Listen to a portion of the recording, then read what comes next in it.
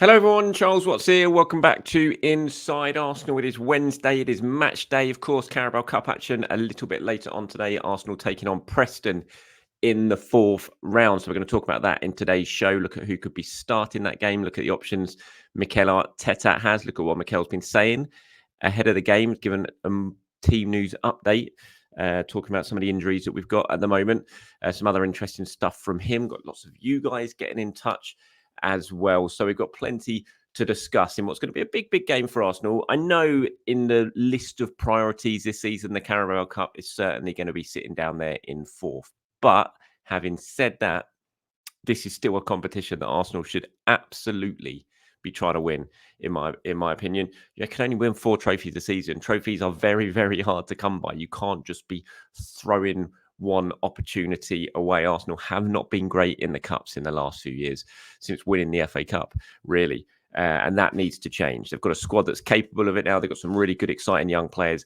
They need to try and win this competition. So I'm expecting a good performance from Arsenal today and hopefully a very important win and booking their passage in the fifth round. I mean, it's a game that you would expect Arsenal to win. Yes, they're going to make plenty of changes, but you're going to have experienced players like Jorginho playing. You're coming up against the Preston side from the Championship who will make things difficult. I'm sure the atmosphere will be pretty hot in there in Deepdale.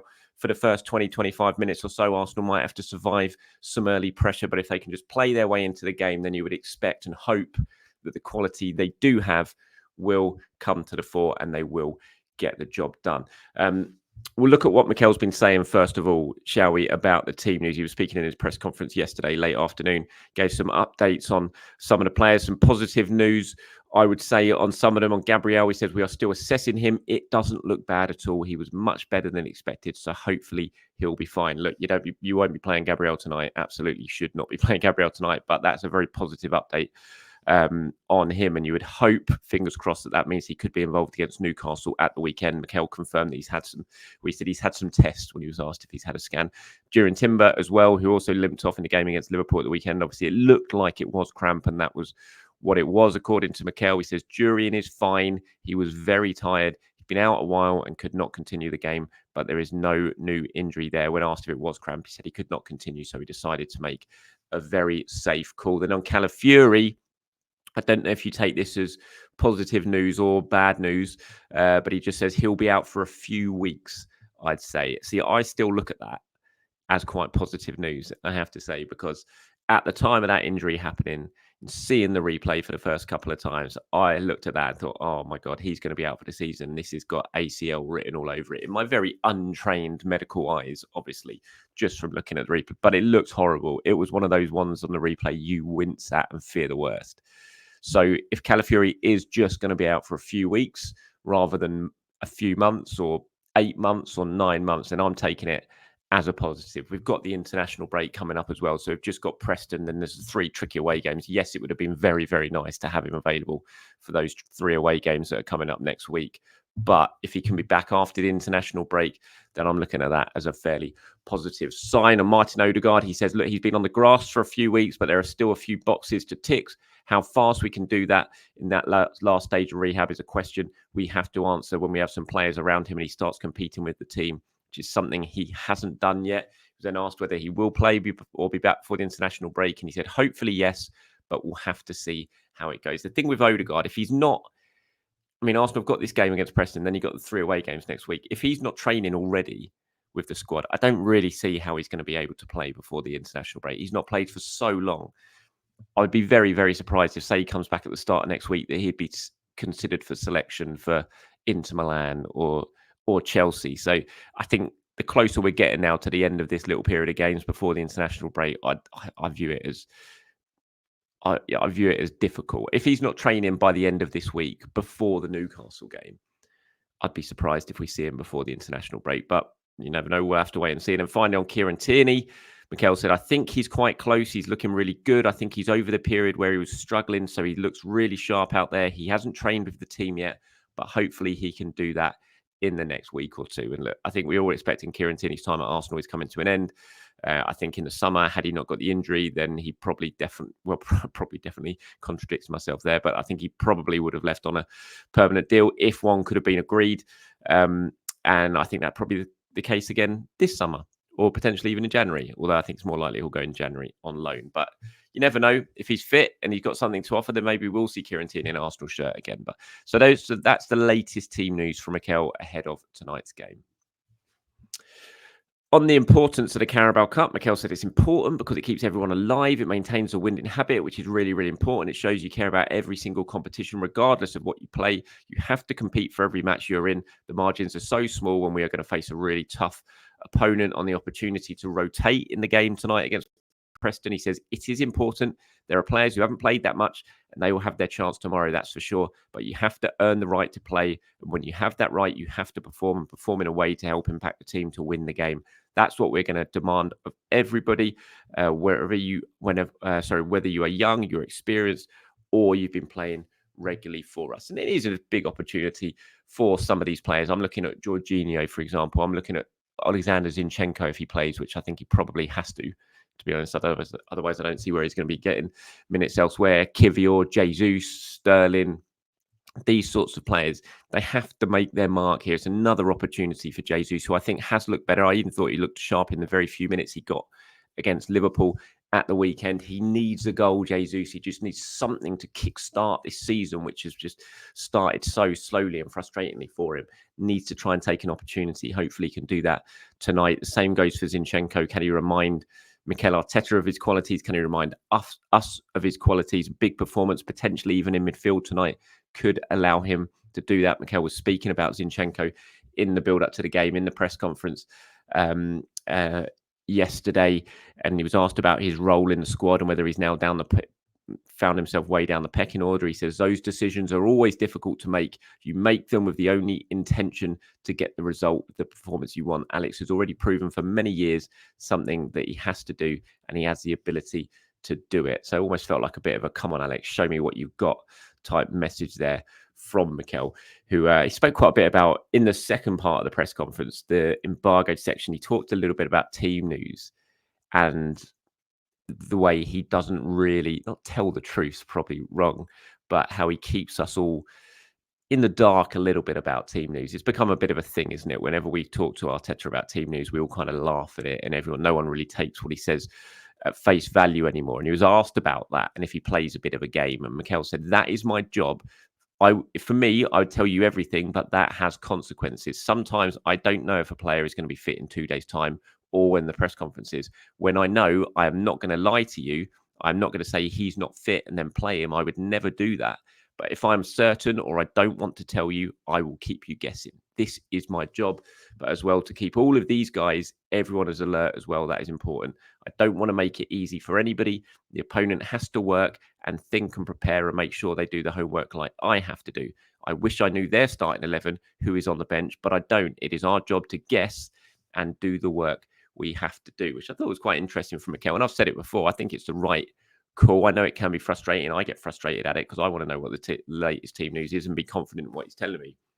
But as he says, you want to keep the opposition guessing. Football, there's so many fine margins now, especially when you're competing at the very top end of football, that you don't want to give anyone a clue. You don't want to give anyone a head start when it comes to teams. So I'm not surprised he does what he does when it comes to team news, as frustrating as it could be. As it is, not even could be, as it is for us at the moment. Could well see a debut for Tommy Setford today. Obviously, there's no Neto because he's cup tied following that move for Bournemouth. He played in the competition earlier on in the season for Bournemouth. We saw Jack Porter playing goal, the 15-year-old playing goal in the last round because Setford was injured. Setford is now back and is expected to start. David Raya is obviously available as well. Mikel was asked about him. He said, look, we brought him in because we know he's got qualities that we're looking for in our goalkeeping area, but unfortunately he's been injured, so he hasn't really played. Let's see if we play him tomorrow. He means tonight, of course. And I think he will play. But I can understand some people saying we should play Raya in this game because we want to win trophies, obviously. But I think Setford plays. I'd be very surprised if he doesn't. It'll be very interesting to see him. Obviously, there's quite a bit of excitement at the club about that signing. They do really like him. I think he's a talented kid. And it'll be interesting to get our first look at him today. So this is my predicted 11. This is what I think we're going to see from Mikel today. So I've gone for Setford in goal. I'm saying Josh Nichols at right back again, like he played against... totally forgotten who Arsenal played. Bolton, wasn't it, in the last round? Saliba, I'm going for Saliba. Obviously, he didn't play at the weekend. So I think Saliba plays as a right centre-back for me. alongside Kivior. So Gabriel has a rest. I'm going Lewis Skelly at left back. I'm then going Jorginho in the holding role, Nwaneri. And I think he's going to play Zinchenko. I do. I can't see him playing Marino in this game. I think he'll give Marino a rest ahead of 3 really big away games that are coming up. So I think we might well see Zinchenko play in that left 8 role later on today. So we'll wait and see. So that's what I'm predicting. I'm going Sterling on the right, Jesus on in the centre, and I'm sticking Trossard on the left. There are other options, of course. I've got Langer says, hi, Charles. I definitely don't want to see Arsenal go out the cup tonight with City playing Spurs. That's a big team who's going to go out. I'd love to see Raya, Timber for 50 or 60 minutes. Then Ben comes on. Saliba, Kivior, MLS, Jorginho, Marino, Nwaneri, Sterling, Havertz, Jesus. And I was thinking about that. I was mulling over whether Havertz might play. And then he might play Sterling on the left and Jesus on the right and rest Trossard. But I think he's probably going to go Sterling, Trossard, Jesus up front. Like I said, Jorginho and Nwaneri is in Zinchenko midfield. And then a back four of Nichols, Saliba, Kivior and Lewis Skelly ahead of Tommy Setford. So that's my predicted 11 for tonight's game. Obviously, it'd be great to see Nwaneri get another run out. He was so good in the last round, those 2 goals in the game against Bolton. Lewis Skelly's been mightily impressive when he's played this season. We're seeing him more and more in the Premier League. Some big substitute appearances from him. He's got another opportunity to impress tonight. And yeah, it'll be interesting to see if any of the other youngsters came on. So many players made their debuts in the game against Bolton, didn't they? It'll be interesting to see if Mikel does that. I think he'll still take a strong squad with him. I wouldn't be at all surprised to see Martinelli, Saka, Havertz all travelling and all on the bench tonight. We'll have to wait and see, but wouldn't surprise me at all. He will take it pretty seriously, I think, even though he definitely will rotate fairly heavily with this starting 11. Some questions and comments before we wrap this one up. Then Mervyn and quite a few other people have asked in the comments since yesterday's show, how is Saliba being mentioned? Isn't this the second of his 3-match ban? It's the same way Trossard. Is it the same way Trossard served his ban against Bolton? No, Saliba only got a 1-match ban. He's not got a 3-match ban. It was just a professional foul, so it wasn't violent conduct, anything like that. So it wasn't a 3-game ban. It was just a 1-game ban. So he served it now. He's back from suspension. So I think he'll play today. Obviously, he'll play at the weekend as well. So that's why he's available tonight, because he served his suspension. It is now done. Ike Man says, I think people are overthinking Arteta picking MLS over Zinchenko. I think it's just a matter of fitness. Zinchenko's been out for 2 months. Can't be throwing him into these intense games when we're hanging on at the end. He'll probably be playing against Preston. I suspect Mikel will do the same thing with Odegaard when he returns too. We'll look to ease him back in and not throwing him into intense games like Chelsea, Newcastle or Inter. Could well be right there. I'm not sure. I think it might be a little bit more than that, I have to say, so far. But I still say, as I said in yesterday's show, that I think Zinchenko's still got a fairly big part to play for Arsenal this season. He's not going to be playing every game. He's not going to get that many minutes. But when he does play, he needs to perform. Same with Gabriel Jesus, those sort of players. If Arsenal are going to achieve anything this season, those squad players, which they are now, still need to be ready and still need to make an impact when they are given opportunities, because they will be given them, and they need to make sure they step up when those opportunities arise. Harley has got in touch and says, hi, Charles, long-time daily viewer. Keep up the great content. Thank you very much. Said, speaking of, I was listening to the Arscast today, which discussed mainstream media coverage and how frustrating it can be as an Arsenal fan who follows the club, having to listen to Karen, Neville, Keane analysing Arsenal with preconceived narratives such as weak mentality or need a striker that just always feels like nonsense. However, James interestingly highlighted that they are more large characters that provide entertaining moments for the average football fan rather than providing well thought through and interesting analysis and observations. Changed my perspective a bit, not to get so frustrated by their nonsense, just frustrating that these clowns are highly influential in spinning the narrative around the club. Think I might start considering Karen Neville as a football equivalent of Anton Deck. What are your thoughts?